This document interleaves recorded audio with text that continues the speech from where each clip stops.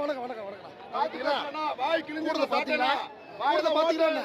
பாத்தீங்களா? சேலம் பக்கம் வந்துடாதீங்க பசங்க, பாத்துக்கோ. மோசமான பயலுங்க பாத்துக்க. தேவையில்லாம விஜய் பத்தி பேச தேனி மாவட்டம் போலாம், சேலம் மாவட்டம் வராத. நாங்க தளபதி அப்படின்னா காலி பண்றோம். 1 கோடியில 8 கோடி பேர்ல 100 பேர் சைக்கிள் இருக்கிறான்.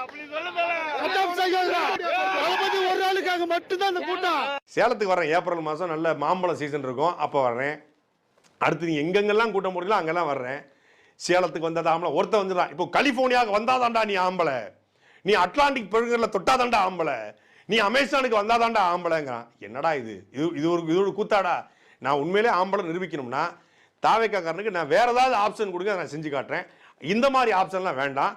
நீ சேலத்துக்கு வா, தேனிக்கு வா அப்படின்னு எல்லா ஊருக்கும் நான் ஏற்கனவே போயிருக்கிறேன். எல்லா ஊருக்கும் வரத்தான் போறோம். அவசரப்படாதீங்க, பொறுமையா இருங்க. இப்பவும் சொல்றேன், தாவேக்கா குறித்து கொள்கை ரீதியான விமர்சனத்தை வச்சுக்கிட்டு இருக்கோம். இன்னும் இறங்கி அடிக்கவே ஆரம்பிக்கல. இறங்கி அடிக்க ஆரம்பிச்சா நீங்க தான் தாங்க மாட்டீங்க.